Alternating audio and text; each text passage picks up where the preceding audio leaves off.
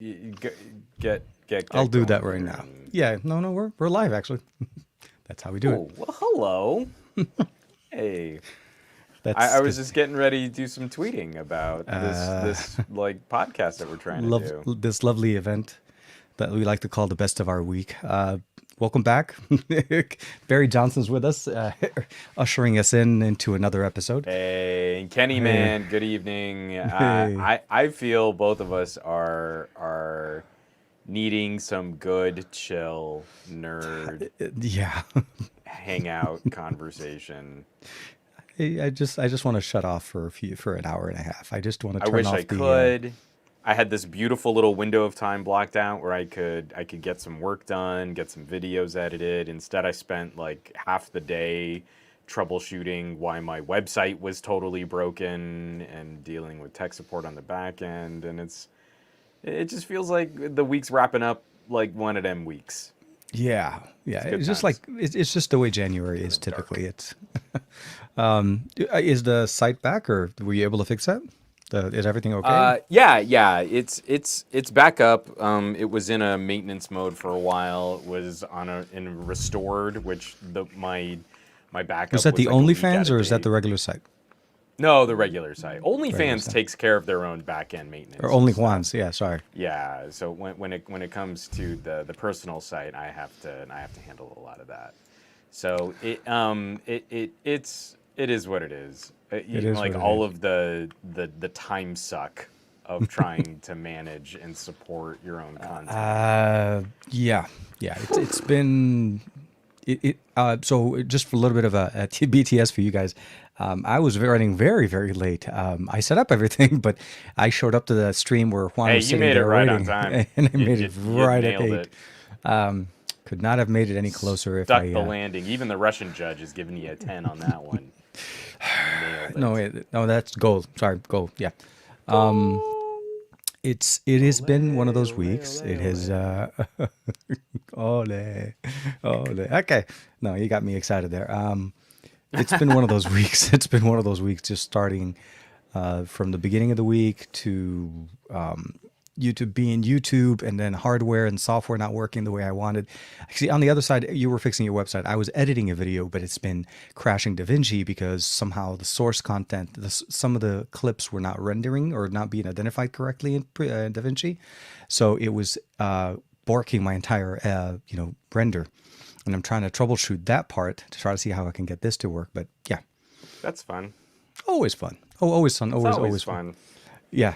I mean, we can see it in both of our eyes. It's like we're like deflated, like you It kind of just has. pop that little piece out and you. That's what's going to happen as soon as the live stream is over. We shut the When this stream off, live and then stream's it just over, the I'm balloon. gonna try and actually shoot the stupid. It was like all I wanted to do this afternoon was publish a silly review of a hard case that charges the Rode Wireless Go, and no photo uploading would work. I couldn't update plugins. The website backend was totally crashing. Everything was shut down. And like I said, I had this window like all I want to do is shoot a stupid little editorial on the Surface Duo 2 as a follow-up video to the challenge that we're doing right now. This video would take me like 2 hours, soup to nuts, if I could Hmm. just sit down, talk into the camera, shoot like a couple minutes of B-roll and slap it all together. I mean, like it would be so easy, and it would be done, and it would be uploaded. So after we're done, I'm gonna try and knock that out tonight, and maybe that'll be my Friday video. I don't know. It's I hilarious. Yeah, I need to figure out how to fix my render and actually fix the clips specifically just to see how that kind of goes. I don't know. First time I'm dealing with something like this. It's a project where I'm using clips from multiple devices, and Hmm. I think I I don't know. I've never had this problem. I mean, I've used clips so I'm using more clips from our old buddy friend here. I'm gonna have a lot to talk about, right? But yeah, so the Vivo has been My baby. actually outperforming some of my other devices, and it borked on a clip. I don't know why. It keeps telling me that the clip's either not recognized or not available on the drive. So I may have to run it through, process Handbrake or it. something. Yeah, something just to get it to process and maybe change format from, or I don't know. But it's seriously like little things like that bork thing, because I need to send it to the company to review. It's not even a video that needs to go up. It's just I have to submit it for review, and they need to bless it. And anyways, Less fun. But we do Wait. have Aditya and Ike's Tech Talk Yeah, yeah. in the stream right now. Hanging out with us A on. hearty hello to Ike. He was kind enough to give us a shout out as he was closing down his stream earlier this evening. Oh man, So dude. Thank you, definitely thank you. appreciate the heads up there, and I feel we're still gonna have a good time. We're gonna have some fun things to chat about. No. I think there's tons of talk about. Heck, man. If we could just spend a whole hour talking about this guy, we could just basically Hey, look how come on. pretty. Oh, look at that. Sony loves Dragon Ball. You know it's good when like- Sony recognizes it, right? Yeah, When you put the phone up and Sony's game like, recognizes game. yeah, of course, Realme, Dragon Ball, Goku, Monkey King. I mean, seriously, I realized that I wasn't the first in the U.S. media to push the video out because a whole bunch of other people did. But honestly, dude, this was a fun video for me to make. I was ecstatic. I was ecstatic and so excited from the moment I got the box to the moment I was filming the video, and I just kept unboxing it and wanting to do the whole thing for it. It's a phone that just represents so much for me. Seriously, like of all things for things to be, it's a Goku phone. It's a Dragon Ball. It's a Goku phone, and oh my god! And then the packaging, dude. The packaging on this one, like, It's real pretty. it is crazy good. Like they did. This reminds me so much of like OnePlus when they did that. Man, what's it called? Cyberpunk edition. Theme phones. I don't understand why. Like Realme, Oppo, and I think OnePlus, they've done theme phones, right? With the exception of the McLaren editions, which we typically received here in the U.S. and Europe. Everything else has been basically purely China only, and I don't know why. Like Cyberpunk, international game. Dragon Ball, international product. So I feel like they're missing out on a massive opportunity. I feel like there's so much because I mean, like the best of our week. It's a podcast where we talk about the good things. I definitely want to focus more on that. But to your point right there, I feel like so much of this is just how devalued the United States is as a market because of things like carrier influence. It's getting worse. It's getting worse, man. And every company is looking at like, well, hey, we're going to test drive this new feature. Better not go to the USA because they suck. And so, like we don't get themed phones because overwhelmingly phones are bought through carriers. Carriers don't want to invest in putting phones on store shelves that might have a more limited. So even like when it comes to colors, we just don't get all the colors of phones because a carrier is only going to want the statistical best chance of this product selling and getting off their store shelf. Yeah. And it's like time and time again, like if we had people out there buying unlocked, then this would be way easier to say like, hey, you want your Batman edition Samsung, you want your Marvel edition, OnePlus or Cyberpunk edition. You want Oppo even did car. League of Legends last year with the Find X3. For all of them, bring a gaming phone over here with a specific partnership with a popular title or sports teams.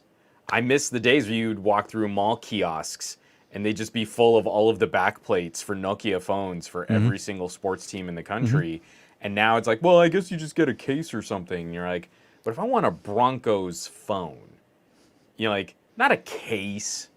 I'm gonna start like jiving like Allen Iverson. We talking about practice, not a game, not a game, not a game. I don't want a case. I want the phone, not a case, a phone. And that's kind of the bummer. Because to me, one of the saddest news articles, which I don't think we should dwell on, given the name of our podcast, Google Play Games bringing PC support. And there are some awesome titles that I would love to be able to just fire up on a low spec PC, like a Core i3 or a Core i5. Oh, yeah. Some really fun gaming experiences. Not coming here. Oh no. not coming to the United States, going to places where they take mobile gaming more seriously, but not here. And it's like as if I needed more evidence to suggest that like North American enthusiasts are kind of the worst, except for everybody in this chat right now. No, no, Everyone no. in this chat right now has much better taste I think they win than the award by just hanging out with us. just showing up, Just showing up. I think making the effort. you definitely make the effort and you win it there. I think it's been more. I, yeah, it's a the U.S. market is very. It's a very weird market, and it is. I mean, even Sony. An example would be Sony with the Xperia 1 Mark II. They released it with no 5G because they didn't want to deal with the carriers. They were releasing an unlocked model and only 4G. Yeah. And it had 5G in Europe, but in the US 4G LTE.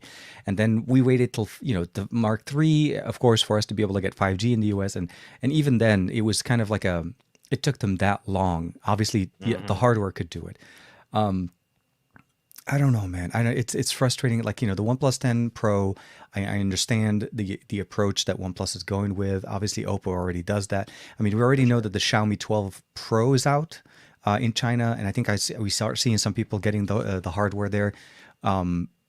It's like, yeah, seriously. I mean, it's going to end up becoming where it's actually a Pixel, a OnePlus, a Samsung, and an Apple. That's those are the options you get. Motorola's pretty much stuck in Verizon land. You know what I mean? Motorola still does okay with some of the other lower cost carriers. Well, But yeah, no, there's for the going to be MVNOs one, yeah, no, Yeah. but I meant to say like you go into a T-Mobile store, you go Oh, to yeah. AT&T store, you're probably going to be looking at a specific that much. And even if you go into Best Buy, I mean, typically doesn't carry unlocked models anyways. They're living the life of vicariously through their carriers. They finally brought T-Mobile in. So the reality is a Best Buy store is no different than just going to a T-Mobile and an AT&T store at the same trip. So for me, for most people that do go that route and buy their devices through there, they're not really going to be exposed to anything else other than that. And for those, we have presets, like we're going to be hearing hopefully in some point in a couple of weeks or so about the S22 Ultra. Rumors are indicating it's going to be coming up hopefully, or announced at the beginning of February, get it in the end of February, like they did last year. Yeah. But the reality is, and I don't think there's going to be that much excitement there other than the fact that the Note is marrying, the S22 Ultra looks like a Note. Realistically, we're not really seeing that much excitement going on there. Now there is the Nokia X100 at T-Mobile right now. So there's your variety. I don't know why but you're it's not in the always store. complaining No. about It's not not in having the store. enough choices. So it's my thing it's is on the site right now. I'm looking. It is at on the it. site, They but most exist, people when they so. go to their stores don't see it. I know you're trying to get the like, if you want to. Okay, well, there's I technically found the Revel. a technicality where you are wrong, sir. You are Why don't you wrong. stack it on top and say, okay, well, there's the Revel. There's still an LG phone in there Right. somewhere. There isn't. If you're gonna just bury me with this, I know. No, on their website, they're more than happy to so link sad. things. But because most of us again. Yeah. Like you and I, obviously, if we're looking to buy a phone, we would buy it online. We're beyond the era of I gotta hold it and I gotta make sure it does not cut. You know what I mean? Just that the sort of the fear, uncertainty, and doubt of am I buying a phone that's going to work on my carrier? Going in and getting a recommendation. Rightfully from so. one of I'm the not disagreeing there. salespeople. Yeah. No. It's just all of the things that should help consumers right now, I feel, are just being ratcheted to kind of whittle away at competition. But that's rightfully what's stopping not carriers. What's stopping what was I going to say? OEMs, like companies from coming into the U.S. This is why Oppo and OnePlus's merger, working together a lot closer, is a big reason why we'll never probably see Oppo in the U.S. anymore, because Oppo doesn't care anymore, right? At the end of the day, they're in the U.S. market now. There's some rumors, or at least some leaks, showing that the Find X5, I guess they're skipping number 4. Is going to have the Hasselblad moniker on it, which means the emblem that we had on OnePlus is carrying over, and OnePlus, so that synergy is going to be very close to the vest there. So I guess in a roundabout way, It is what it is. The U.S. market, unfortunately, is not necessarily going to be is no longer the number one market for companies when they're thinking about it for releasing devices, with the exception of Sam Apple and I think Pixel for right now. And then because OnePlus obviously changed, they're no longer going to be releasing it here because they know they can release it in March and it'll go to the carrier stores because they're going to carry a OnePlus. You realize it's the certainty that they have, and they probably already have agreements there. Anyways, I guess in a roundabout way, I'm happy that there is a Dragon Ball Z phone. I'm glad that I was able to get my hands on it. Short story long, because that was the fun thing that we. Because that's how we started it, right? Yeah. We started with the high note, and then we were like, no, Sorry, but no. there's Juan bringing us all down. So there you go. Oh no, man! It's not you. It's this week. It is literally the week of weeks and the week of things should be working and they're not, and things are still messed up and not all the way. It was a bright light for me, and it still holds a bright candle in my dark night. Oh man, I'm going poetic now. It just no. I mean, so look, I said it in the video, and I was trying to hold my excitement because I didn't want to make a video with me doing this. I could have totally had an entire video, 20 minutes of me just doing this, holding the phone, clutching, and I would have been like, and that's my opinion of this phone. Thank you very much. I'll see you in the next video. Jazz hands. No. It's I don't know how to describe it. Like, I've been waiting for something like this for so long. I've converted and I've tried modifying video. You know, I put wallpapers. I customize my phones. Dragon Ball is life for me. This is what I do. So anyway, so the fact that it exists, it's here. It's just not the same. And putting a sticker on your phone is fun. Mm-hmm. It's just not the same. Yeah. Getting the box and seeing the whole Goku. Anyways, the whole experience for me has been delightful. I'm happy. I'm ecstatic. I wanted to share the content, and of course, in my fashion, I produced an 18-minute video because I want to share everything about this phone. It's not like I want to. I like videos that are concise and very short, and I can do those videos. But I feel like for somebody that's a fan of Dragon Ball, I want them to know everything about it and what else can you do if you want to do things with it. So because if somebody wants to bring it into the US, I want you to know you can get 4G, not 4G LTE or 5G, but it'll work and you'll get decent speeds. You can get Google Play services running on it. It's not borked. It's just because it's made for China. The cameras are pretty decent. And if you want to change and add more wallpapers, you're obviously able to make it even more customizable on top of what comes with it. So those are the things. And of course, 18 minutes later, the video was released. So that's how we do it.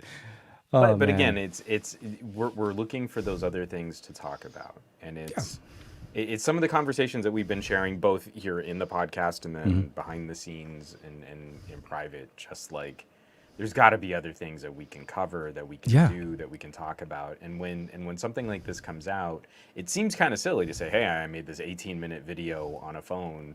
And it's it's just a collector's edition of this phone, but like that's exactly what we're talking about. We're talking about kind of blending some fandom. Yeah, that's an opportunity to bring some people to the techie table who might have only just been at the anime lunch table, and that like, hey, there's a lot here that's simpatico, and there are some things that you might not know about this, or there are some things that you might want to try. Or just let me kind of assuage your fears that this was just a cheap, cynical cash grab of some garbage budget phone that got a fresh coat of paint. It's like when we've got those opportunities, I think it's really critical because I've gotten a bunch of collectibles that have just been plastic garbage. And then you get a few things that are like, oh, these are nice pieces that I am actually going to keep in my collection. And then there are things like tech, and tech devalues and ages in really unpredictable ways. To be able to kind of hone in on that and to have those kinds of fandom conversations and techie conversations, it's a rare opportunity. And it's more fun to talk about right now than a lot of the other things that are happening. I was excited. I was excited for the Neo 2 before this was released because of the color scheme that they were doing. I even did one of the giveaways, the giveaway I did was for Realme GT Neo 2. That was the one that one of our followers actually won. And so for me, it was exciting the fact that I had one already. So in the video, I showcased the lime green one. And now that I don't need that, I maybe am doing another giveaway of that one since I don't need to keep, I don't need that many Realme GT2. I just need this one. I'm keeping this one. Well, Don't- I feel like there would be a number of people in your circles that would maybe appreciate a good phone giveaway, something like that they could get. Oh, behind. absolutely, absolutely. And So totally teasing what you might be able what to we might be accomplish, doing. given that you have another one of those phones lying Now that around. not laying around, my friend, it is right here. Wow, have the bam! phone. He just had it. He was I- like, bam. And this one, Yoink. this is the reason why this one was not put up for giveaway last time is because of this. It has a very nice colorway, very clean. It's the exact same configuration, obviously without the theme, same display, same tech, same charging speed, and all of that, all of the beautiful things, 5,000 milliampere and stuff. And yeah, I have another giveaway to be done. Not sure how we're gonna do it, but I'll see what we can do to work it together. I think that's actually not a bad idea. Maybe that'll change the mood a little bit, make everybody happy, and therefore we can be happy as well. And also, I mean, like, because we want to talk about how we kind of support our audience. Oh, And, absolutely. the number of people that have been following you to your new Saturday streams, anything that we can to kind of juice up the engagement. Like I was lurking in your stream last week, and I had to stop myself from being snarky with some of your followers because like, wait a minute, this is a TK stream. Maybe I should shut up and not be a total dick. But like I do that thing where I go into the stream and I say like, hey guys, there's 20 people watching, but I only see 5 thumbs up. Let's help them out a little bit. And someone instantly replied, was like, oh, that's something we do at the end of the stream sometimes. And you're like, how about you just do it now I and didn't help see a that dude comment. out who's making you God. an awesome live stream? And then I had to delete all that. Because it was like, I shouldn't be picking fights in the comments. Because I'll be honest with you, bro, and as much as I'd love to, but Matt is also in a DTR or moderators, and they would have been like, no. It was feel nice like to have you in the- the chat. It was a The weird. reply went under the radar. No one called Yeah. this guy out on it. It was like, if this is the vibe, I'm not gonna start static. But it was everything I could do to be like, help my friend out, or I'm gonna go kick your ass. And then it just wasn't a thing. So But I see we have Greg with us. El Jefe's hanging with us. Jeff just jumped in. We got Doodle. And of course, Aditya, the man, the myth himself, Mr. Cumberbatch, the Mr. Cumberbatch of our channel. Seeing is, it is. Seeing you happy is world itself, but I agree with that. It need to be more numbers on the stream as usual. It's a challenge. It's a big difference in what we've had. Obviously, I shifted it to a separate channel. People need to find it. It's a different approach, and it's going to take time. But on Saturday, I was very much vibing it. It was a good stream. I was back home. Just for reference, I finally fixed the monitor behind me. So to me, things were starting to kind of turn.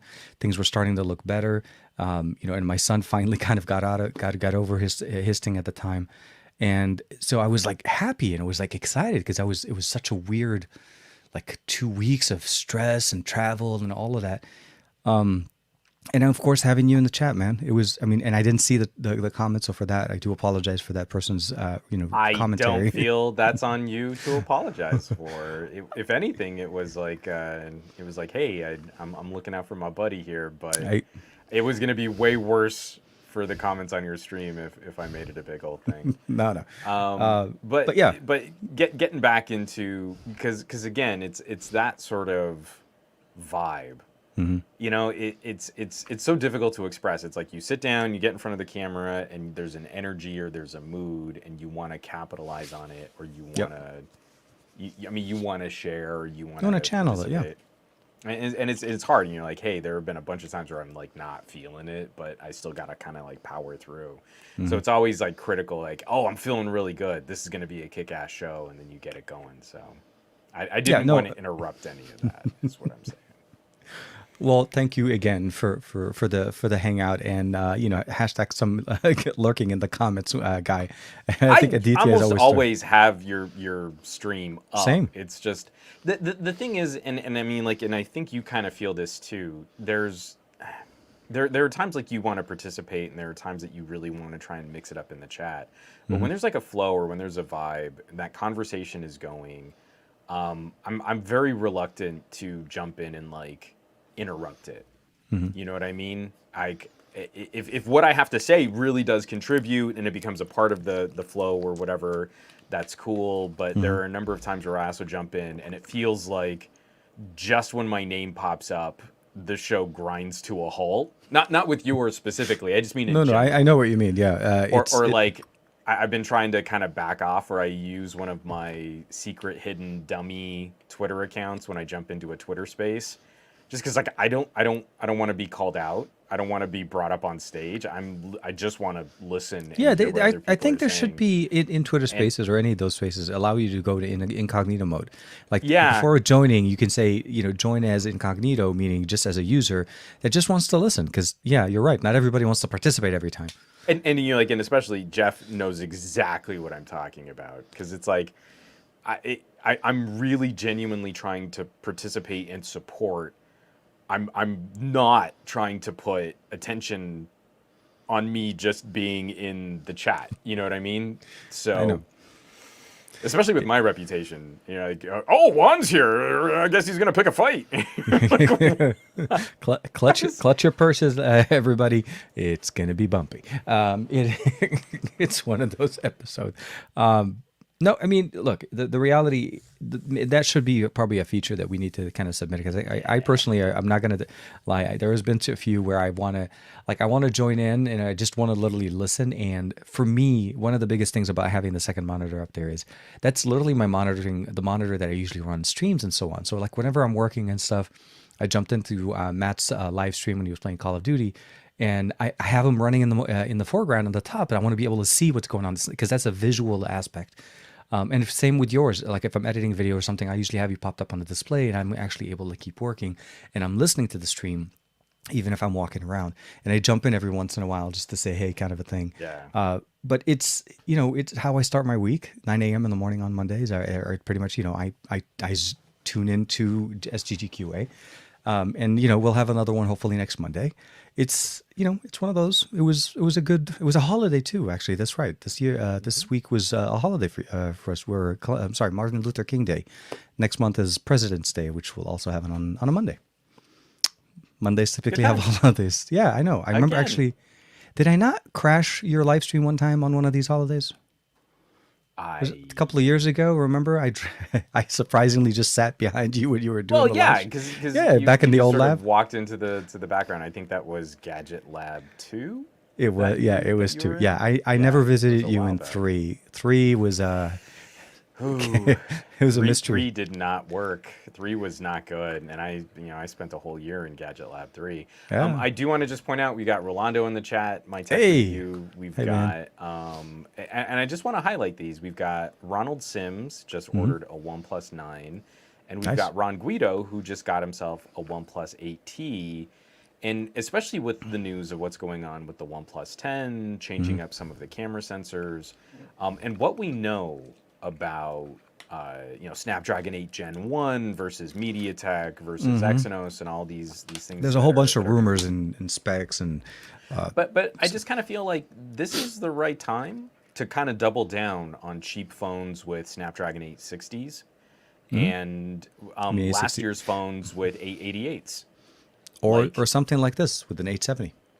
Yes, 870, exactly. 870 Well, is still... that's what I mean. Is like the 870 is an 865 plus. Oh, absolutely. Yeah, now is absolutely the right time, because again, I'm just wrapping up. I finally finished up a look back. I'm gonna do the obnoxious for my Poco F3, and the title is "Could the Poco F3 possibly still be worth it in 2022?" Can it even boot Android? Yeah, no. And you know how I do literally a sentence before I do that little Some Gadget Guy pop? That intro is going to be, yes. You could Pop, and then go into talking about the phone. and then go talk because about the phone. Because again, what we know about these next generation chipsets and these next generation SoCs, 10% CPU performance is always going to be appreciated. Getting more power is always going to be appreciated, but for what purpose? And so now I find that like you've got to be even more specific and more sort of targeted about how you spend your money for this price performance ratio. And to me, it seems like one of the major applications that someone might be concerned about could be gaming, Yeah. because we Oh, know that the absolutely. GPUs this year are going to get a nice bump.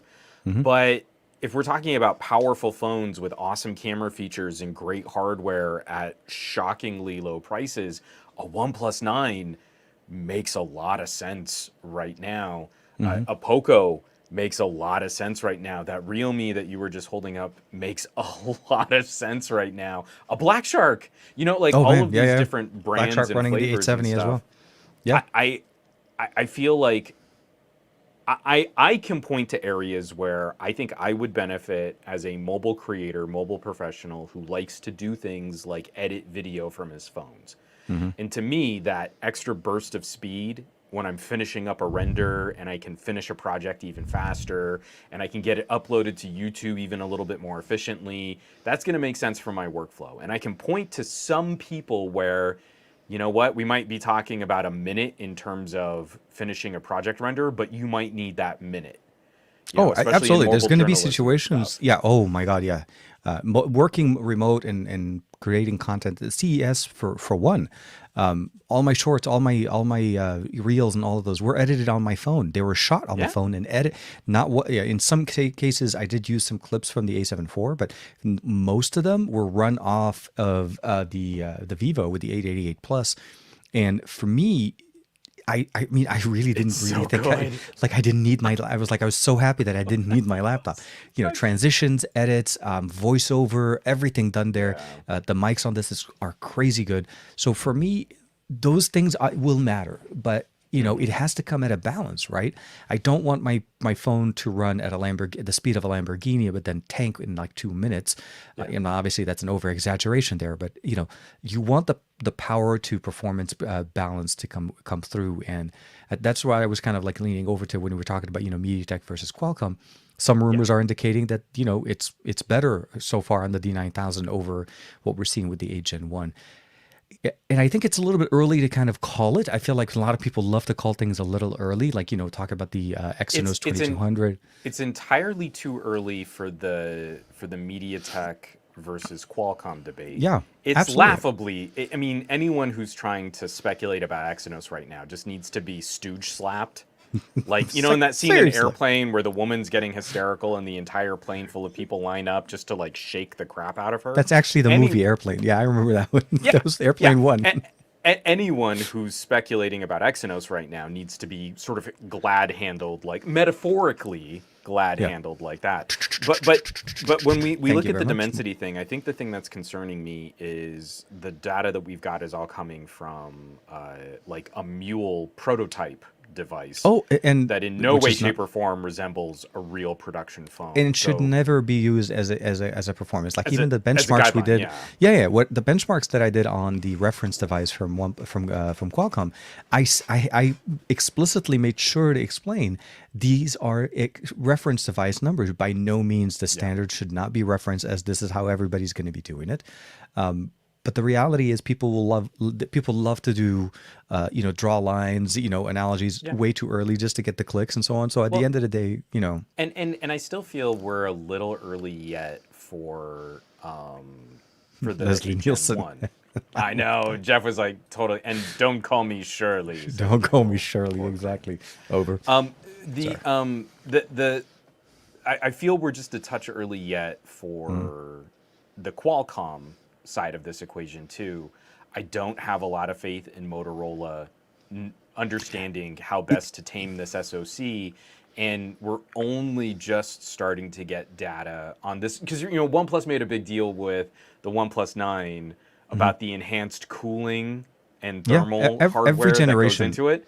Yeah. And again with the OnePlus 10, even more graphite and copper and vapor and chamber and cooling. And so I'm very anxious to see if there's a tangible or reproducible performance difference between the OnePlus 10 and the Motorola. And I don't have a lot of faith for how people test, because I think if you're just running Antutu over and over and over again until a phone gets hot, that tells you nothing Yeah. about how a phone really handles performance load and sustained tasks, which is what we're concerned about. But Yeah. if we can at least demonstrate like some kind of difference, then maybe we'll see if you really do build the phone to a spec that Qualcomm recommends, then the HN1 could be a much better performer. Absolutely, yeah. Otherwise, it's really just going to be how do we set the CPU scheduler to limit the performance as much as we can so you don't cook your hand whenever you pick up your phone. And for that, please, for everybody listening and watching the show, make sure to check out Juan's channel, as he did push out a video on the OnePlus 9 Pro and how is it performing with Android 12 after the update. Oof, it's so pretty. I love the fact that OnePlus 9. so here, honestly, dude, the fact that you jumped in on a couple of shorts, I was very happy with that, and it's such an easy Gonna have a medium to little do. fun this week. Yeah. Yeah, but so here's the thing. I know at the beginning when shorts and reels first started, I wasn't really very comfortable with that medium. But the more I start using it, the more I work in that medium, I find it more exciting, more fun, because it is so digestible, so easy, so precise. And it does force you to be confined in that aspect, because it's different, right? We can't fit Yeah. 20 things in front. No, it has to fit in that format. It causes you to be a little bit more creative. And then, like I said, I'll say this again, and having the right hardware in your hands with the right sensors, with the right performance and everything will always kind of, help shine and make, show, at least share what you're excited about. So the videos that you pushed out, that was really nice. Both the comparison and the power enhancement option that we have now. I think we're probably going to be having something very similar. I mean, Oppo will more than likely keep that. OnePlus will have that. Realme has that, since Realme uses a derivative of ColorOS. I don't think does Vivo have the enhanced mode? I don't remember if we had that one, because I thought. Well, I don't believe they did on Android 11, so you'd have to check on Android 12. Oh, that's true. I am on 12. I forgot about that part. Battery. But I don't think they did. Screen percentage reserve. No, I don't think they have a performance mode. No. I don't remember seeing it. I know at least all the other ones, with the exception. But I of wouldn't be Vivo. surprised if Vivo's strategy was sort of resembling a little more like what OnePlus was doing, where It is. you had could, less choice.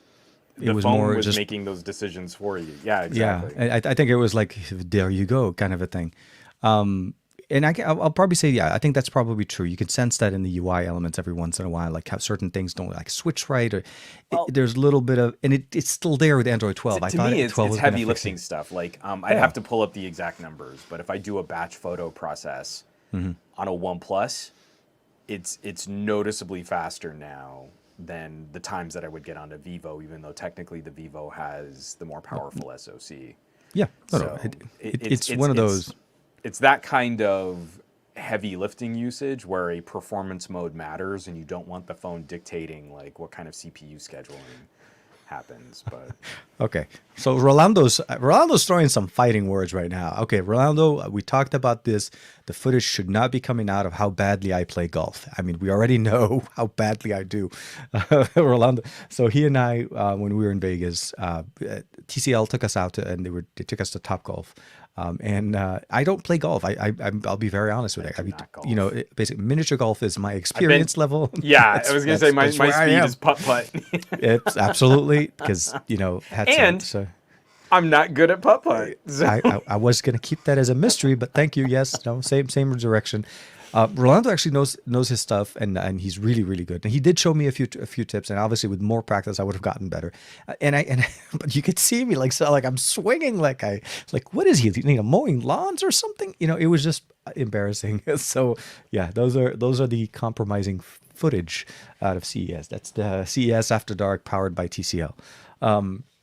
So I think at the end of what I'm hoping for 2022, I mean, we're still at the beginning. I think OnePlus so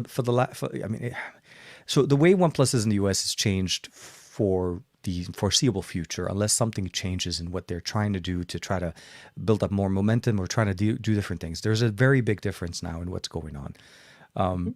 I think I need we as creators in the US, if we're working with content that is relating to mobile tech, it's going to get a little bit harder for us when the mid-range creators and people that maybe necessarily don't have communication or contacts with foreign companies to be able to get tech to be able to cover, right? I mean, you'll have this, S22 and whatever the series comes out, and unless your entire channel is a Samsung channel, you know what I mean? It's going to be a little bit more challenging trying to, the follow through that we've had in the past. And as I said, we need to start figuring out different, maybe more, life experiences, how to use this, how to improve, how to change certain things. Mark has been doing really good with Reels over on his Pixel side with Instagram. Absolutely dropping I mean, so many things you could figure out how to do on Pixel. I think we need to start focusing on some of these things, tips and tricks, things to help people get more out of their devices, not so much covering every single brand new flagship that comes out. Yeah, I completely agree. And I kind of feel like I want to try and get back to the ideas, some of the ideas that we had on like channel challenges. Yeah. Like I've spoken to a couple other creators just sort of in the background and guys like our size and a couple channels a lot smaller.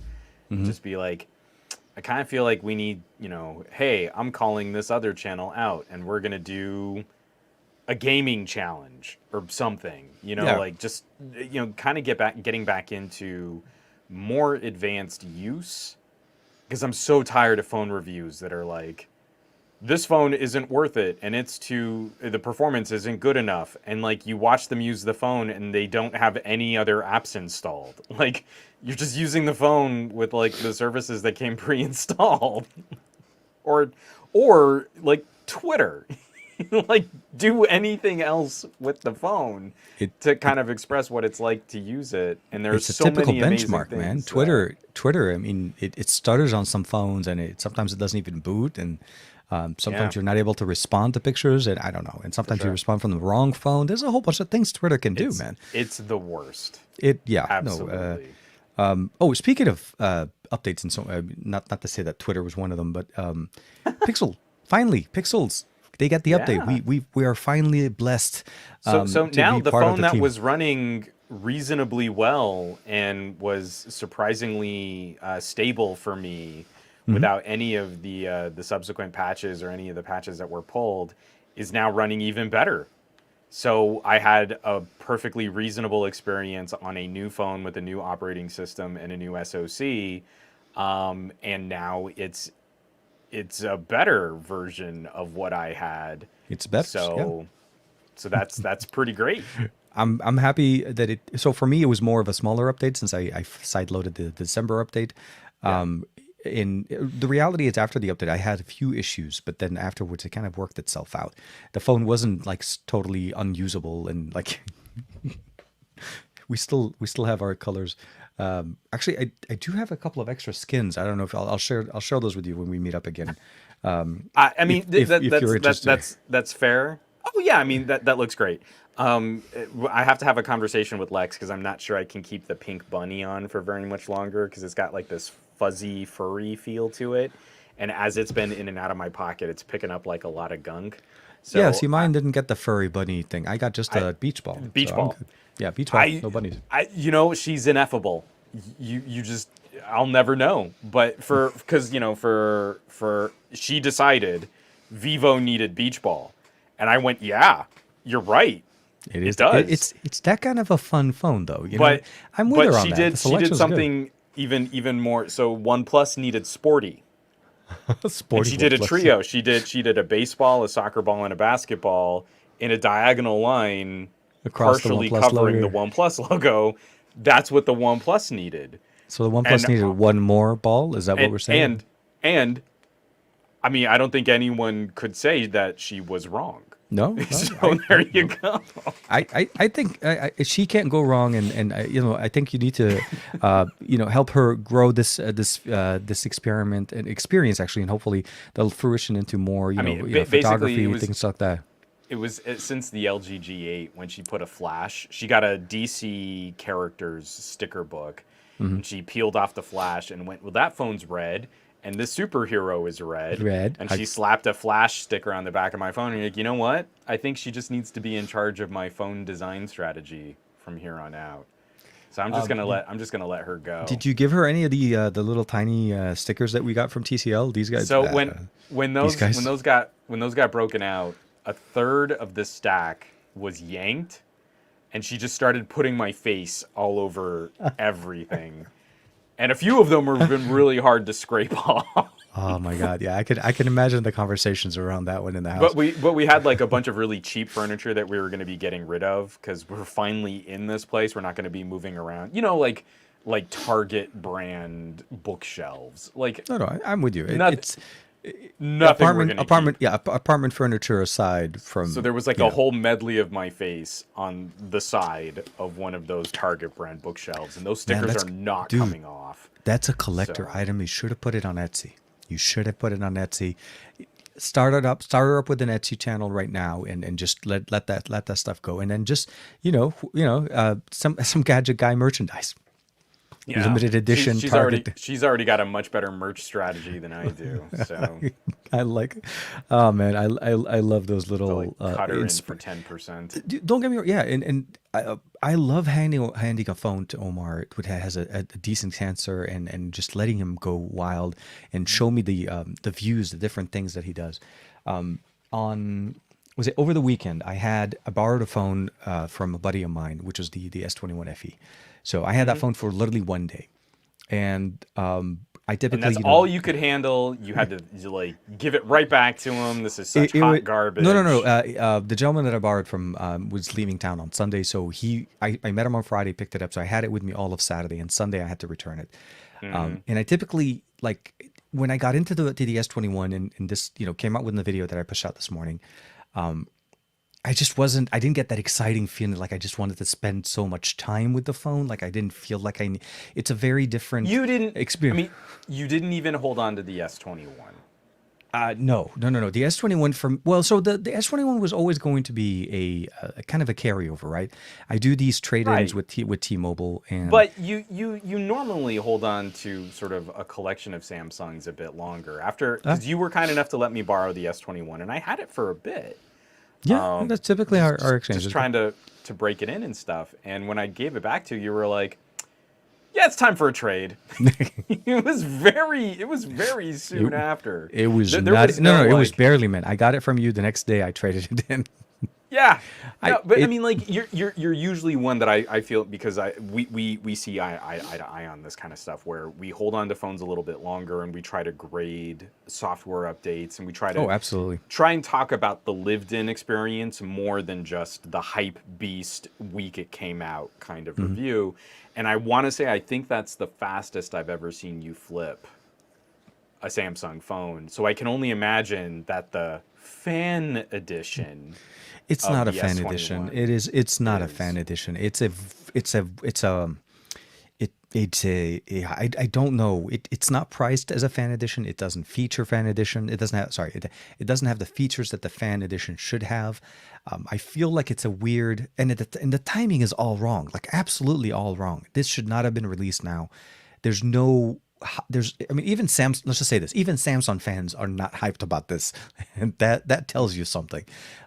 It's a weird situation. I forget what outlet it was, but someone had to write the "Let's not upset Samsung too much" editorial. I can't remember what the title is, but it's something like the Galaxy S21 FE isn't a complete waste of time or something like that. And you're like, you could tell. I really don't feel anyone on that team was really feeling that editorial, but they kind of needed to write it. The phone by itself feels like a higher end A series phone. Overall, from the build, from the usability, it's just for me when I held it when I was using it, about the only thing that surprised me out of that phone was the fact that it had a better modem on T-Mobile than my S21 Ultra. Because I was comparing Apple, trying to see basically the best of Samsung of S21. That's worth bringing up, though. That is a solid. So that was a massive. It's a massive data point for connectivity and future works. There is a benefit there. It uses the same SoC, but it comes at a much lower RAM configuration. Starts with 6 and 128. And I feel like, so I'll give you an example of this. I was shooting today, and this is just because of the way I did. I shot about 25 minutes worth of 4K 60 frames per second video. Okay, again, I'm shooting content for this video that I was editing tonight.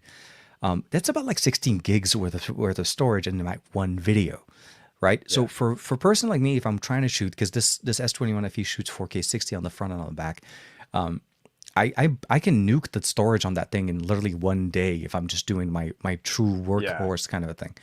So top that with the fact that they were running a promo, which no longer exists now because now the base model is $799, which doesn't make sense to me. I'm like, $799? It's like, and then it's like on the cusp of an S22, but it's a year later than the first generation. It's like a weird. So I gave it the best fair assessment as I could, but I still kind of had to voice the issue of I don't know who this is made for. I don't think people walking into a T-Mobile or whatever are going to buy it. I think they're probably going to look at it and then they were like, well, when's the S22 coming down? You know what I mean? Or where's the A series? Where is there something a little bit more budget friendly? Because this is still somewhat premium experience pricing, which it's not what a fan edition should be. I think, anyways, I did one video on it, and I think there's like one more for tomorrow, but yeah. I was going to say, I mean, like, I feel like you've said about as much as what needs to be said. It does strike me like, what is it that we're looking for on a fan edition? Because I'm not sure. For me, is the core experience. No, they've never labeled the fan edition. Started as a patchwork. They wanted to sell the remaining stock of the Note 7 that they fixed the battery issue on. For sure. And they wanted to label something on it, so they called it a fan edition, and it sold. So this is the thing. People still bought the Note 7 fan edition because there was a few things going on for it. It was the first of its kind with the design, first of its kind with the colorway that they were using. It actually aesthetically looked very nice as a smartphone. And I think have one sitting back there that doesn't boot up anymore. But when the second generation or the second the second fan edition device came out, it was the S20 FE. Now that came out about a year or so ago, and it was around December. It was more. And worth pointing out, the S20 launched at $999. Mm-hmm. Again, $1,000 was the base model price of the starter S20. That's And a fan edition, which is basically just kind of like swapping a couple parts and skimping on some camera sensors. It's supposed to be basically the core. In my opinion, the way if I was a fan and I'm getting a device from somebody, let's say I'm a big fan, it's going to obviously be more affordable because that's where you're supporting, you're working. You're with your treating fans. your fans. Absolutely, it's supposed to be there, and then core experience should be very similar to what the device that it's referencing. So it should feel like an S21 for me when I'm using it. Sure. And this felt like a less version of an S21 than an S21 felt to me, because I went in with the S21 with some concerns, mostly because of the way it came from the S20, the upgrade over year, and the change and the storage configuration. The S21 already felt like a more expensive FE edition. You already skimped on memory card, on screen resolution, a lot of things, and then plastic back. Yeah, and then the S21 FE feels very much like that. This is why I felt like I think they would have had a better chance of saying that this is an A series plus or something. They would have maybe had better and then lowered the price to that match. Well, I don't foresee. Did they do an A92 this year? I don't know. I don't know if they've released. I'll look it up. Yeah, I'm sorry. I keep interrupting you, and you're trying to finish your point, and I'm not helping right now. The point is very simple and concise. It's a confusing phone from when it's releasing and for how much it's priced. On its own, if you just measure what the S21 FE is doing, what it can do, it's actually not a bad phone. The SoC, I think the RAM should be 8. I think if you're buying this phone, you probably want to go with the A256 since you can expand memory and you can expand storage. So the reality is we're way higher on the Richter scale when it comes to the price there. So you're just no longer a fan edition at this point. And this is why I feel like it's more of an A series mishmashed into it. So Yeah. There are rumors that there's gonna be an A92 released in April.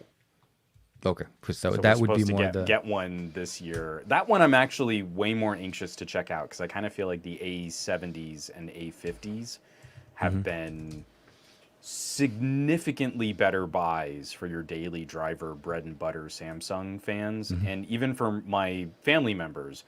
If I can't convince them to go with an older Galaxy S, I'm trying to get them to take a look at Galaxy A. Because I told you about my uncle, right? He's got a Galaxy S9, and it's Yeah. Oh old, yeah. and Yeah. Yeah. it's Yeah. And he bought his he solution went was and to go out and buy another another Galaxy S9.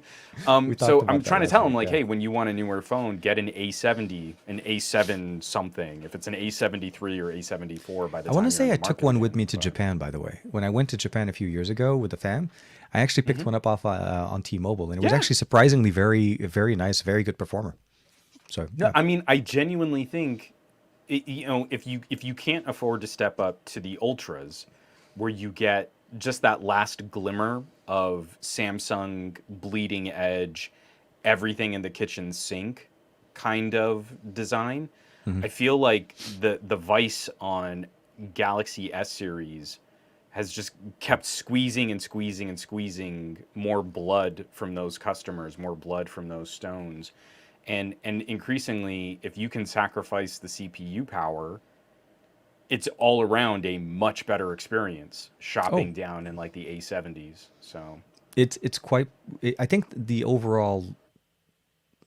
I'm with you. I'm with you. There's really not much to kind of more emphasize on that one. I think the answer is more people already buy the A series than they buy the S series. I don't think it's going yeah, to change much with the series this year. I I think, I yeah. feel like that's more a tech YouTube problem than Oh yeah, no. an average consumer. Consumer I think the average consumer has already figured that out, and now the rest long, of us are long, just long, trying long to play time. catch up. So we're good Exactly. there. And I think that's what's going to end up happening. I think the S22 for the most part for me, they may see a small bump. I'm predicting it now, purely based on last year's sales because they brought over the Note guys, and that's Yeah. it's a way of Samsung combining two of their niche markets now into one market. So if we see a bump, we got to understand they brought It's in the Note. Note. Yeah, it's Note. Yeah, It's absolutely I it's the completely Note agree. that's been waiting since October, right? They've been I sitting there feel like, Samsung has put way too much of their high end focus on Galaxy Z. That's their aspirational marketing, advertising showpiece. yeah, yeah. And I think they've let Galaxy S wither. They've played way too many pricing shenanigans. I mean, it's a joke, but people understand now. Only Samsung fans I mean, if you're a Samsung fan and you buy at release, you're getting screwed. Because if Oh, you just wait absolutely. 3 weeks, Barely. Yep. you're going Not to even. get a sale.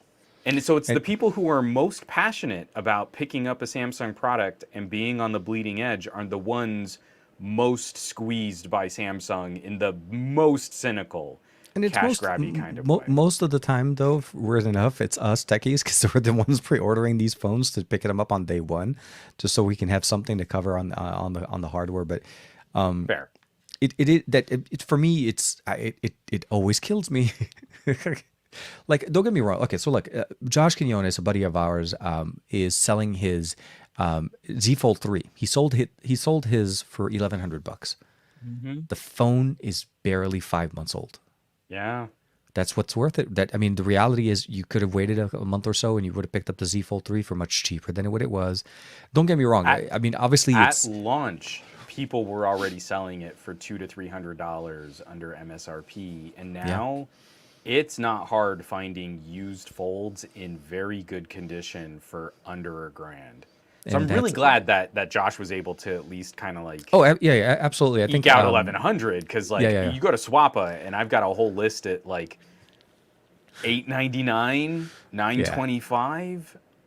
That does And not believe it look or good not, when you go to Samsung and their full MSRP is $1,800, and we know that's not real. We know that's an MSRP that they can advertise, and that the carriers are happy to advertise because that'll put someone on a payment plan for $1,800. But the reality of that phone, they're it's playing much so lower. many stupid games. It's worth so much less Yep. in the open market than what Samsung is trying to advertise. And at the same time, we kind of know that's true of iPhones, but Apple doesn't play those games, so the resale market stays healthier.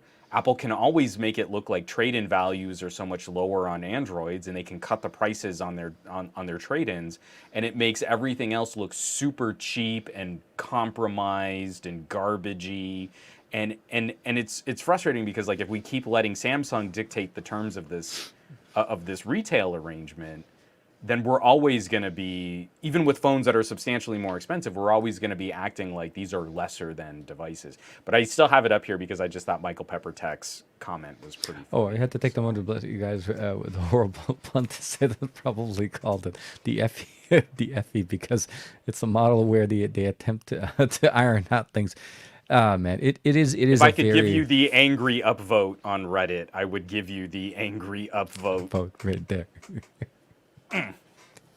Oh my God! Oh, this is even better. Okay, so he comes back, Mark Corrigan. FE is just features. Listen to this.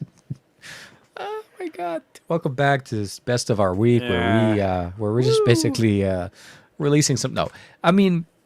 Seriously though, if you look at the phone by itself and the pricing was better, release there's a lot of if this phone could have made sense.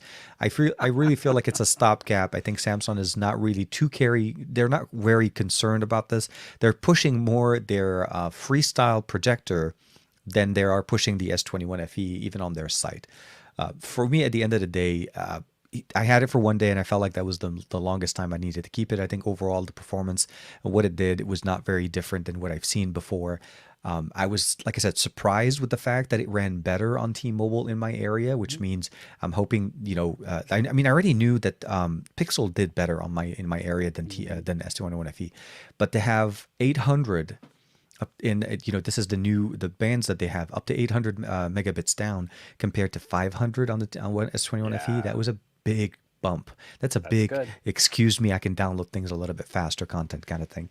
And then I think, Omar enjoyed taking some pictures with it. And that was pretty much the extent of it. And I think I have like one more video. I just think you're That's being it. ruthlessly unfair to the market leader, the Android market leader in North America. Obviously, you're a hater. And what you should be telling people is it's so much more worth it to have 8% more multi-core performance on a CPU benchmark than it is to have the better camera sensor over a Pixel 6. So you should be happy to spend more on an FE so that you can get a bigger benchmark multi-core score. Yeah, if your life is Geekbench, if you were fair and if you weren't so biased, that's what you would be telling people so that they would know that they could go get the gooder phone and be happier with their purchase. I seriously think though, even Samsung, like true hardcore Samsung fans, know this doesn't make sense. It just doesn't. It's fair. It is. And so, I mean, I don't want to kind of linger too long on that, but I mean, that was mostly what I I could go all night, so we should shut me up. That is going to be that's a conversation for another show at another time, my friend. We'll take that one offline just to save people. Again, it's everything I can do. I've seen family members talking about like, hey, I don't want to give up these features, and I'm literally going to them and saying, then don't. Like, you don't want to give up a headphone jack. You have a memory card where you've been backing up your photos. Get an S10. That phone is such a baller right now. It's so good. Or if you're able to pick up an S20 Ultra, honestly, that price is for that price. Seriously, man, the large battery. I still have issues with that camera.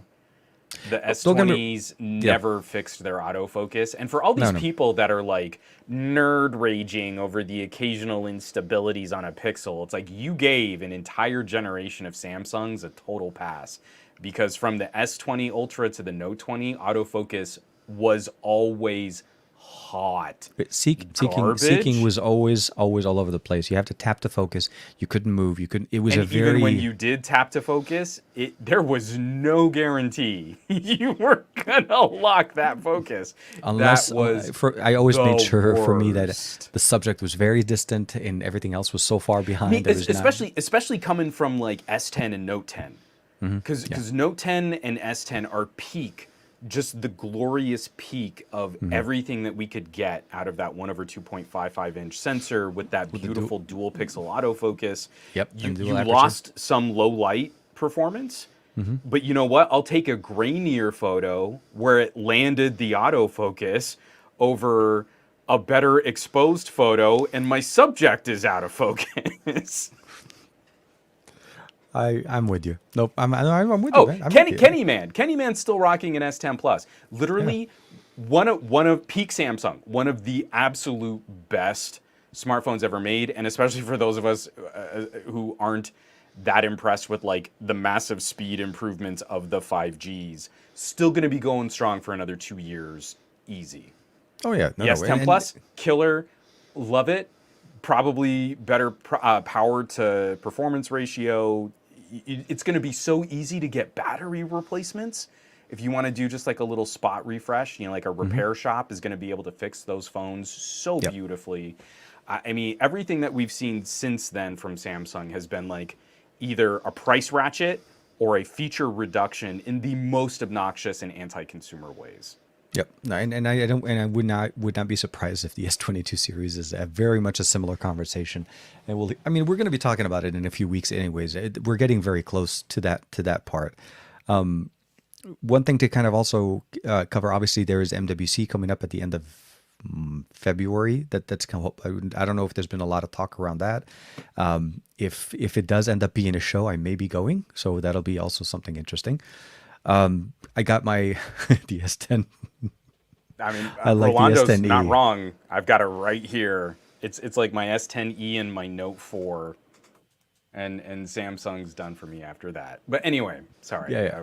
I was trying to be sneaky. I wasn't trying to throw you off. You put something shiny, man. That was the problem. It was very shiny. It was not. It was really not trying. You're like, let me reflect the light. I mean, seriously, if you were in the room with me, this thing would be shined it like right into your eyes. Yeah, it through was your right. web browser. So as I was talking, I was like, wait, hold on, what? He's holding a phone. It's shiny. TK's attention span at this point of the evening is very much, oh look, shiny level of experience. Yeah. I should have factored that in. I apologize. No. It's okay. It's okay. And whatever I was talking about, who cares? It's that kind of day. Oh man, I'm just. It's one of those weeks where I'm exhausted. The January for me is always a frustrating month, regardless of where we are, because of the height of December and the crash of January is just. It's a roller coaster ride of and you have to adjust intensity and emotions. Yeah. Yeah, and you feel like what you're doing is not, it's like you hit a wall and then it starts kind of creeping on it. So I need to step back. I was going to push a video over tomorrow, and I'm just going to submit the video that I'm working on right now for review, and focus on the best of our week for Saturday. And then I think for me, at least for the next week or so, I need to seriously sit down and I want to go through my analytics for 2021. And I really want to start refocusing the channel direction. Mm-hmm. I think the videos that I do are great in the sense of what I do. I love sharing things, but I feel like people don't necessarily consume them in the way I feel. Like for some reason, people much rather watch a 6-minute or an 8-minute video talking about very little about the actual phone and more about, specific things that they want to focus on. Then get the deep dive of something that you bought that you want to basically learn everything that you can about it. So at least what I'm hoping for next week, it may be not as active on the channel because this week I kind of pushed out a lot of videos, but that's going to be the focus for next week. And then before we get into February, and then there's Chinese New Year at the beginning of February 1st. For anybody that celebrates it, we do celebrate it in our home here. So for us, it's also a little bit of a celebration coming up. So, Lex is learning about it in school. So we're probably going to do a little we don't really belong, but we're going to participate kind of celebration this year. It's a fun thing to do. Any excuse for a party. What I would probably say is it would be a great experience if you ever want to do. Take her down to the 99 Ranch Market that we have the Okay. one that's closer to your old place, and just Yeah. go see some of the festive things that they actually put out for the holiday before the week is over, if you're able to, and you'll see Yeah. some of those fun things to what are Okay. those like the desserts that come out and so on, things you can only see at I call them ethnic markets, but essentially an Asian Hmm. market, and for us, we we also have to drive back down to there every year. So it's a new year. Hopefully, it'll be a good fortune. Uh, only reason I mention it as well is because most of our Chinese friends or contacts that we work with all the time are going to be disappearing for a week. It'll also Yeah. be the where everything kind of goes quiet. So no more spam emails, sending an email to you with everybody else on CC, but not knowing how to use BCC, and then you get everybody talking to each other, talking rates and stuff. I'm like, okay. Although I did have an audio manufacturer reach out and say, well, we'd like to send you a little something just to celebrate the Chinese New Year. And you're like, okay, that's so No, sweet. I think things like that I think are very nice. Yeah. And the reality, we're it's a global market realistically, right? We learned heavily, obviously, before even the pandemic starting, that there are other cultures, there are other people, and a whole bunch of different things. For me, I feel like learning and appreciating other cultures and learning about other people, why they celebrate certain things in life, is a very big part. Omar is learning right now about Judaism and how the struggle of the Jewish people going through from be it from Judea, the Babylonians, a whole bunch of different things going on. And he's learning about this culture and, how Judaism influenced, Islam and Christianity and a whole bunch of different things. And he was like very surprised. And I explained to him, it's like, your dad is from that part of the world. Like I'm like from there, like right in history, buddy. You could have asked. Like, hey, I could have told you. No, I love the fact that he's learning it, and I love the fact that he understands certain things. Like, and that's the beauty of it. Also, with Lex learning it at school, these are things that we didn't grow. That's Like when really I grew sweet. up, I Yeah. can tell you right now, high school did not talk about Chinese New Year. It did not talk about other cultures. But it is part of my life. It is part of my family. So for me, it is something that we celebrate. So it's always nice. I look forward to a lot of the Chinese holidays as well. There's a lot of really good Yeah. food that comes only during that holiday, and I get to enjoy some of that as well. So yeah, I think that's for me at least the plan that I'm shooting for next week. Low key I'm kind of restructuring, I'm kind figuring of out in the how to same do. boat. Like I finally I hate shooting cinematic. Hmm. Can I just say, like this is a square with a screen on it, and I don't want to spend all of the time like perfectly panning a tracking shot every second that I spend, because it's me. I don't have a Yeah, yeah, cameraman and I don't no, have an editor.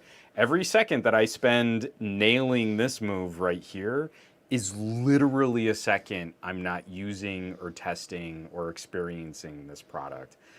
But I probably should spruce a few things up. Like, one of the things I did yesterday, and which kind of took some time away from editing, was like just getting better like art and craft like contact paper and bulletin board paper so that I can like dress and like I can like roll out, take it onto a table and just have like a hmm, different backdrop so it's not just a plain white backdrop for some of my phones.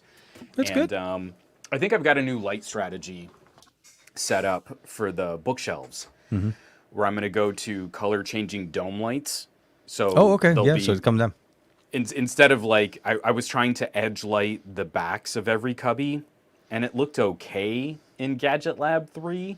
Hmm. I didn't love it. And then in Gadget Lab 2, I had the nice like kind of depth of Christmas lights. field sort of Oh Christmas yeah. light look, but it didn't really illuminate as well. And you could see how they were kind of strung in lines on each line of shelves. So instead, I think I'm just going to go to one big spot. But then also you can Mhm. see like I've just got these shadows behind me.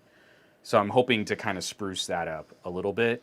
All of Yeah. that should be coming in over the weekend. So I'm probably going to spend a couple days next week like tweaking and setting things up. Then I need to I, figure out what I want to do with this whole wall over here because it's just one big blank wall. And I could probably, I don't green know. screen. No, I don't want A roll, green. Oh, no, no, no, no, no. You're trying to actually Face. diffuse the color. Okay, no, no, I'm absolutely. I meant to say as like I felt like it would be maybe more functional as a like another spot. Like you could do a roll conversation with background with green screen behind you. That's but I you could totally gotcha. have a roller for a green screen there because I've seen the lab. Obviously, I know there's like a. You're right that spot right there is it's It's just something an that you could empty do. wall. Yeah, So I did learn though that I do need to find a good solution for portable lighting because yeah.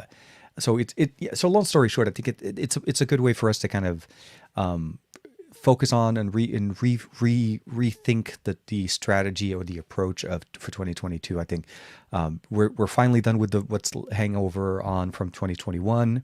CES has come and gone, and we've learned so much from CES, and we'll see how the rest of 2022. I think there's some talks. Obviously, it's some. I don't know. Did I hear something where there was? Take it back.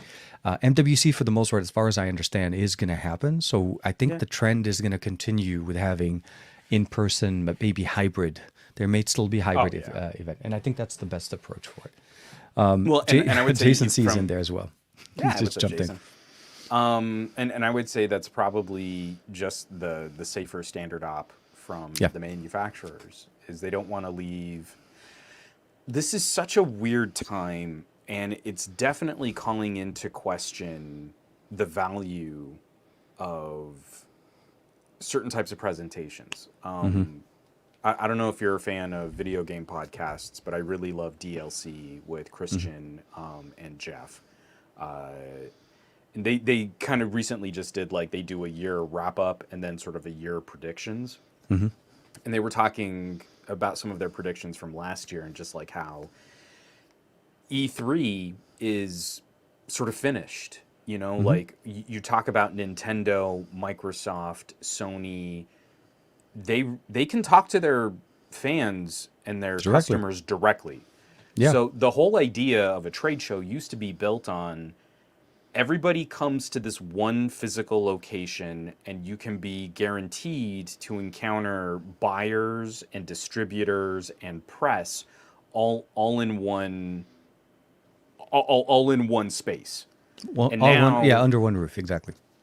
and in our industry, I mean companies like Apple and Samsung have sort of Their blazed own their own keynote. trails for having their own press events and Yeah. things. Ever since the MWC that I think you and I last went to, Samsung Yes. is no longer attached to an event. They just do Well, and Unpacked. they don't even really bother to have much of a presence because they're going to do their own Unpacked to sort of disrupt the news cycle anyway. Yeah, yeah. But increasingly, we're going to have to figure out what this looks like.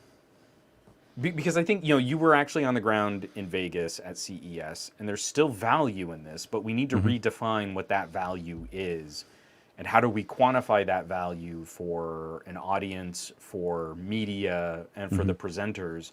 And we're not going to have a good answer for that for a while. We're going to have to Yeah. reset and come at this and try and figure out what does it mean that we're all going there.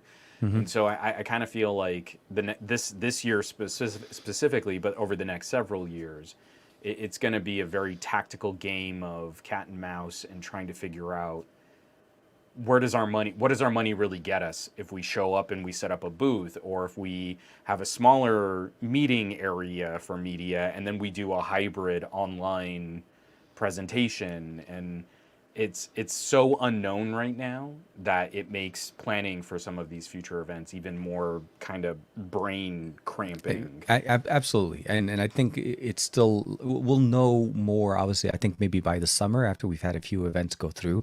I think there's still what's it called, the one in Taipei, Computex. I'm sorry, what's the Computex. one in Taipei? Computex, because I think you covered Computex one time before with Newegg. Yeah, this is one of my So absolute favorite trade shows, and it's like I got to go the year before it was.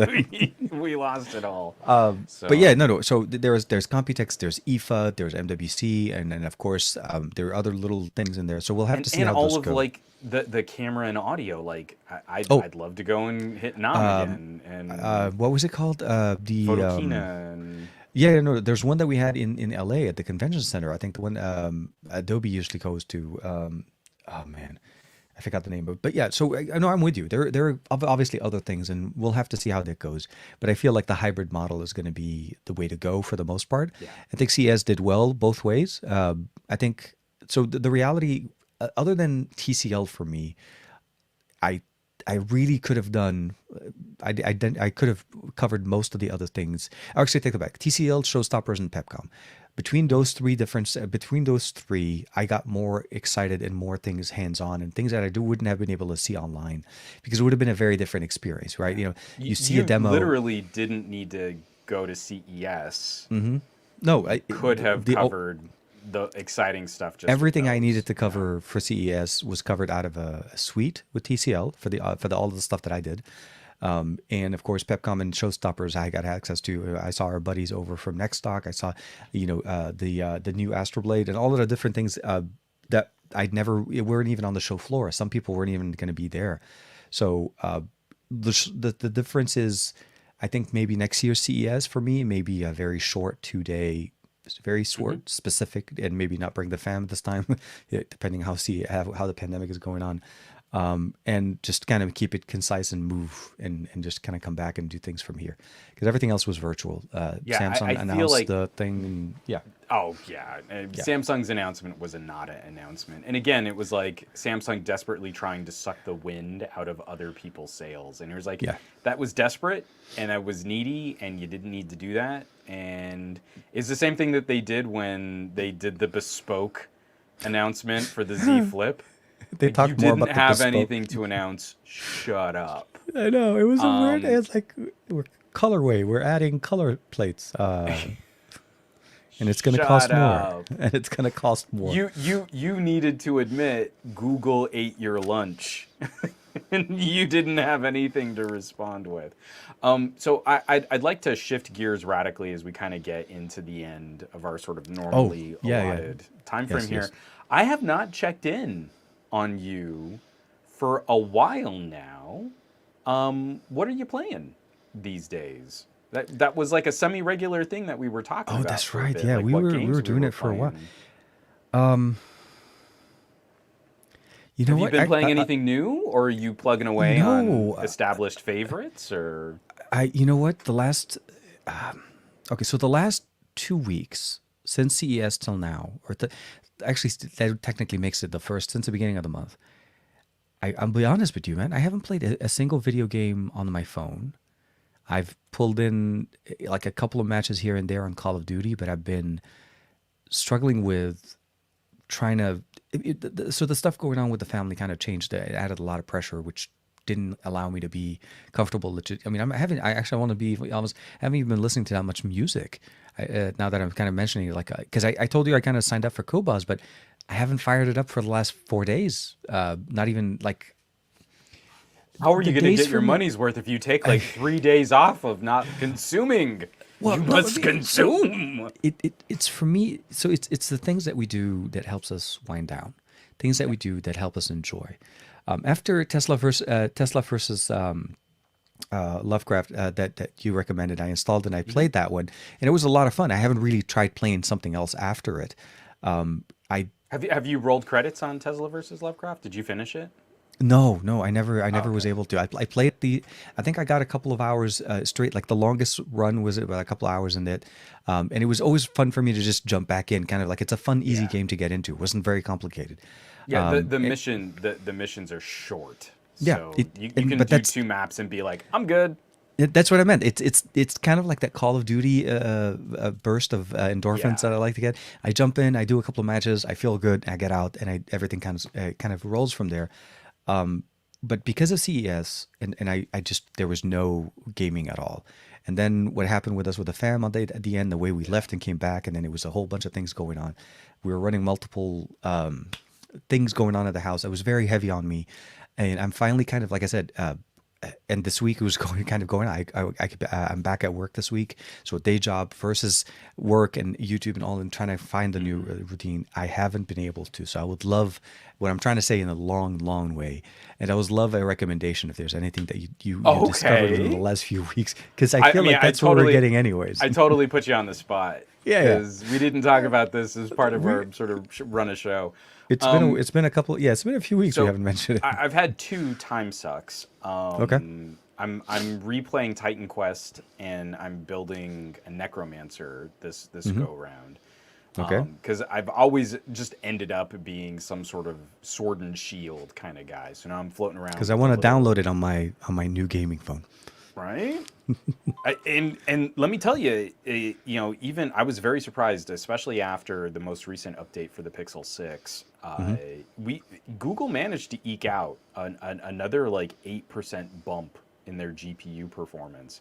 It's good. And it's great taking one of those old Diablo style games and you look down, it's got its own frame rate counter and it's triple digits. And you're like, oh, if I could go back in nice. time and tell like younger me that like you'd be playing this game on a pocket computer at 100 frames per second and that was like NBD, like it would have blown my mind with like the gaming PC that I would have had back in the day struggling to hit when like that- 40 when that frames system- per second when that game When was that game new. was really released originally. Yeah, no, I. So here's the other one, and this one's been kind of controversial.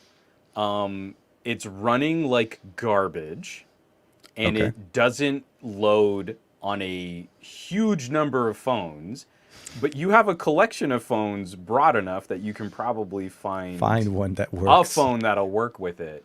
But you know how we talk about how we're trying to predict what company is going to be the Netflix of gaming, Yeah. right? Well, Netflix could become the Netflix. Netflix of gaming. So They- I'm I gonna thought they screen share started. here. Yeah, I thought because I want to mention it. I remember I saw something I about think that. you'll be sort of morbidly curious, but this is Arcanium, and it's a single player collectible card game. It's got like roguelite and sort of action RPG and sort of turn-based combat styles that are all kind of stapled together with a collectible deck that you've got to grind through. But the only transaction is you being subscribed to Netflix. So there is no like pay to win or gotcha mechanic built into this. You're not paying money for materials that are then just going to get thrown into a wood chipper. You just it's in the game. It's in the game grind. So I just started playing this. I think it came out like last week. Just started playing this. It definitely has some issues. Downloading it right now. Need to update and polish, and you can't play it unless you're a Netflix subscriber. But I'd be very curious because I don't know if you were ever into turn-based combat kinds of games. Like I was super into Final Advanced Fantasy. Wars Yeah, no. way So back for in the me, day. turn-based style gaming like for me. RPG style. Yeah. No. Okay. I want to say Final Fantasy VII for me is like some of the early Final Fantasy series, and I think from there, I went straight into first-person shooters. So for me, Gotcha. it's been Halo, Doom, Quake. Oh my God! Like seriously, you just release the only thing like right now I've been thinking about this week seriously as a game. I forgot to mention earlier is I actually want to try to play God of War on a PC. Sony releasing it on the PC, that was a big.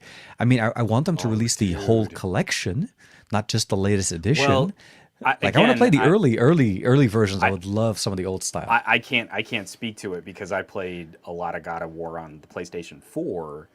But from what I hear, the PC version might as well be considered the definitive edition of God of War. I've been hearing so many good things about that PC port. Absolutely, it's I haven't pulled the trigger on it mostly because it's a $50 game that I already own on the PC on the PS5. Yeah. It's a great game. Visuals and everything is on it really, really nice. So I think for me, I wouldn't mind trying Arcanium. Sorry, not Acrium. I don't know how I said that. I'd be curious to catch your thoughts on it. I don't think Yeah. this is a game that you're gonna live with, but I think this is a game that if you're already subscribed to Netflix, you can visit. Because it's got like what you were talking about, like some of those Final Fantasy kinds of aspects. It's a hero. Here, it's a select your hero, not like a MOBA, but still, it's got some of those mechanics. And then it's also a turn-based collectible card kind of mash up with some roguelite elements that I think could be kind of interesting. I I'll mean, have to the check other it out. one, the other one would also just be, did you spend any time with the Alien Isolation port? No, no. Like I said, literally the last recommendation you gave me, which was Tesla, that was the last game I got a chance to play with, and it's been somewhat of a dry experience for me on mobile because of the way things have been going. Oh, hey, look at that. I I cannot say Oh, enough wait, we nice talked about. things. Wait, did I not download? I want to say you recommended it to me one time, and I downloaded it, but I don't Well, think I first of played all, it. I just adore this game. Alien Isolation is exactly that kind of high tension, on the run, something's pursuing you, you've got to get away. Just since the game is launched, I have the game now in Hmm. both PC Yeah, okay. So I didn't game buy it. stores I thought I did. Sorry. and uh, on my sort of other private account, not on this that I kind of share publicly. I bought it again. So they got $30 out of you. So yeah, it like again the ability to just fire it up and how phenomenally well it runs on a phone. I had to give them the monies Money again. because I want to support developers kind of bringing more of this polish Yep. to mobile. We're on the cusp of a whole generation of hardware coming from Nvidia and from Qualcomm, and probably from MediaTek, AMD partnering with Hmm. Samsung. I want to support direct initiatives. I mean, I know the emulation market has been really hot right now, Oh yeah. but if they put the effort into making it's such a joy to play on a decently powerful phone, and it's an older game, but man, you turn the lights off and you put on some really good headphones and it works. It works real well as a high tension gaming experience. So I mean, if you haven't sort of played with it, I I don't know I know. Did haven't. you did you play the PC? Did you play the original? The PC, yes, but the as Okay. far as the mobile, I remember we talked about it, but I think I never pulled it because I was looking at it and I didn't purchase it yet. So it doesn't. It's still giving me the option to pay the 14.99. I'm gonna play. I want to try this a little bit more just to see how it runs. It seems like all of the games they're recommending are installing on the Neo That's 2, good. which is very nice. Well, the problem with Arcanium, there's something wrong with Netflix's verification.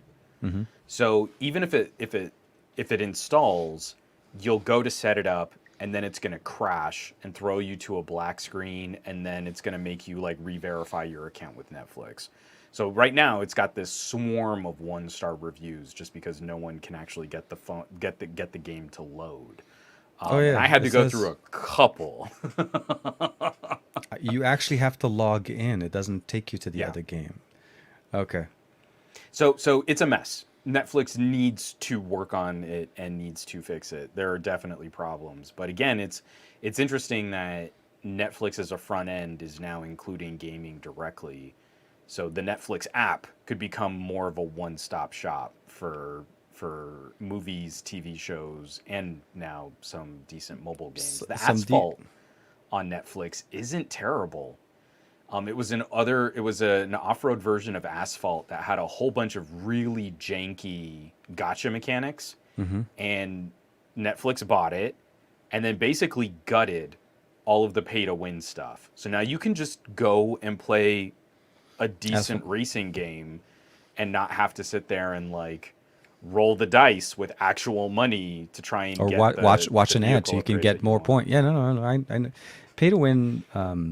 It drives me I like this crazy. better. I'll give Netflix a little bit more money if you keep And they buying are up. asking for a little bit more money. Their prices They literally are. just went up. They just But if they're gonna keep buying up games and removing all the problematic bits, it might be enough to keep me I on honestly I their think most yeah. expensive plan. One of the things I liked about the Game Pass with Google was that you're able to pick up some content or Yeah, some games like there's a few image editing software that you typically would have had all ads all over the place and it just becomes exactly. easier. It just nukes it.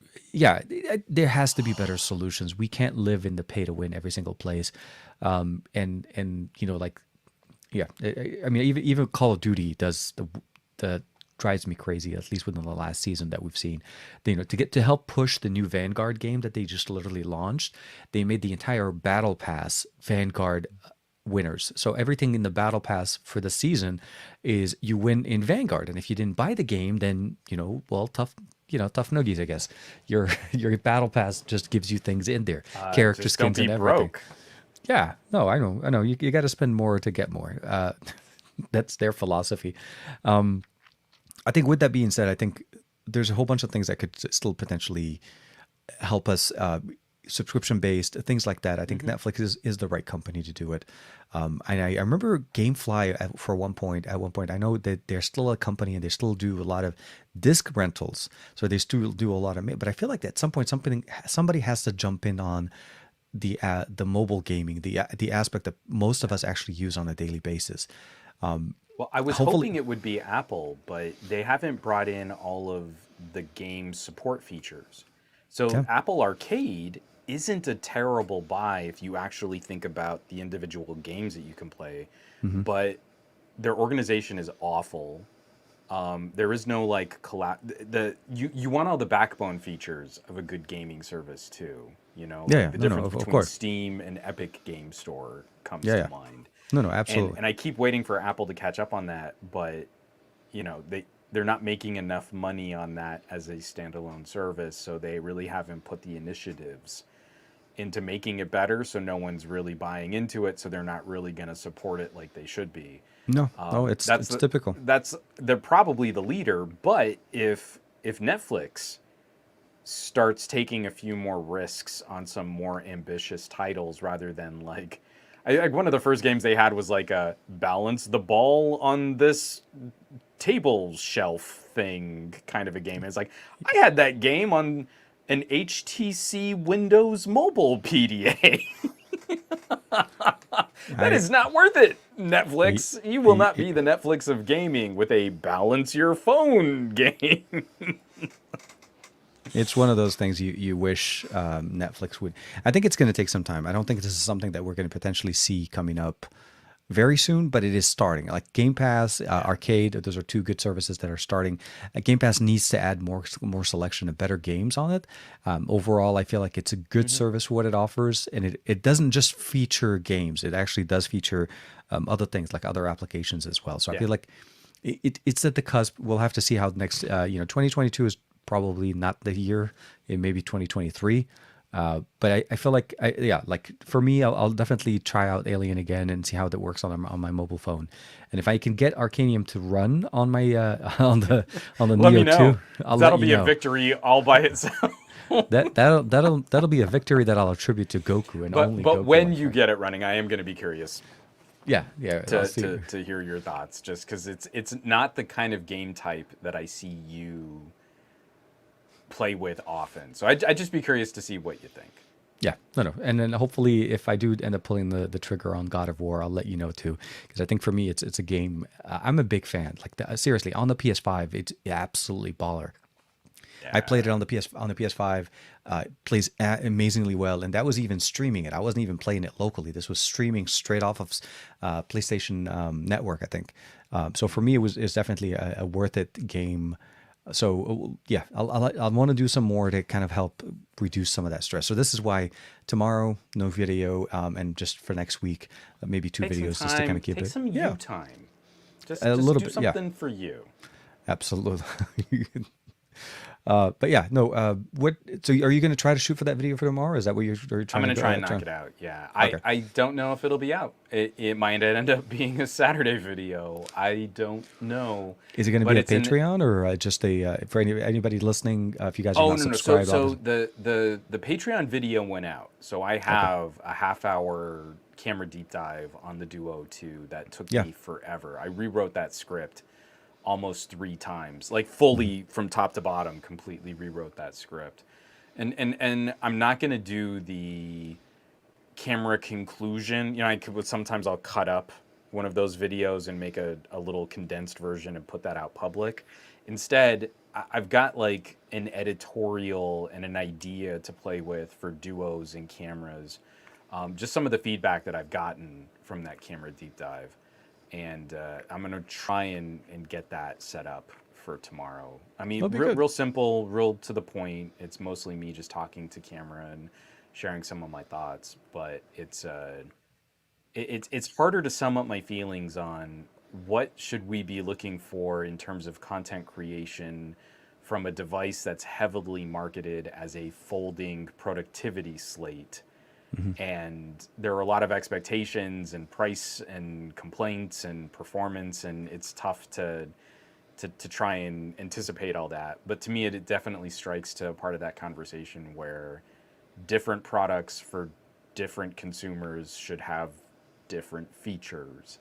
So once you start with that as your assumption, then I think it's easier to talk about. I think that's a good point. I'll look forward to it, and hopefully, if it does go up tomorrow morning, I'll definitely make sure to reshare that one and make sure to get some more eyeballs pointed that way. That'll be the best way to do it. Show. But so with that being said, I think we have reached what I would like to say, our normal, graceful conclusion to this week's episode of the Best of Our Week. Pretty good. I think we did really good. And the reality is, look, do what you do, and when you're doing it, try to have fun if you can. And if you can't, have fun after, so that you can at least make up for some of it. We all go through some tough times. We all go through some issues, either be it technical, be it personal, be it situational. There's a whole bunch of things that it will always All of kind the of above. change, all of the above, that you have no control over, because that's just how life is. Hopefully next week will be better, and hopefully next month will be better. And as always, stay safe, be safe. Thank you for everybody hanging out with us. Thank you to Juan, of course, for taking time of your day. Even I honestly was like, I was texting him before the show started. It's like, hey, are we gonna make 8 o'clock? Or is everything gonna be okay? He's like, yep, I'm wrapping up. I'll be there. Yeah, I like literally jumped off of the tech support live chat with my website host. It's one of those. So I want to say thank you very much to Aditya, to Ranesh, to Slow Mo Joe, everybody hanging out, Rolando, Jeff, of course, Doodles, everybody. I think, if I'm not mistaken, Sebastian Lobos as well. TK. I'm saving up for the God of War game. Yeah, Aditya. I think it's a great game to play. And if you have a PlayStation 4 or even a PlayStation 5, it may be even cheaper just to buy the title, because you'll still get a really decent game out of it. And it plays well, like really, really nice. It's so good. Oh, thank you for a lot of fun. And everybody, please, if you haven't checked it out yet, we do have an audio version of this podcast that does come out with about a day or so after the show. There'll be a link for that in the description below, as usual. Thank you for hanging out with us. Have a great night. I'll see you guys on Saturday with the Android Bay episode, I think, 104, 105. And I'm still going to figure out what to do with this guy, with the Realme Geo 2, the other one that I have now. I'm sure some people in your audience could help you with some suggestions on what to do always. with that phone. But the goal is to always keep it with our followers, because at the end of the day, you're spending your time, you're hanging out, you're showing up, and you're doing all of that. You have to have an opportunity, and so we'll take care of that. Be safe, stay safe. We'll see you guys, and of course Monday morning with the SGGQA. Take care, everybody.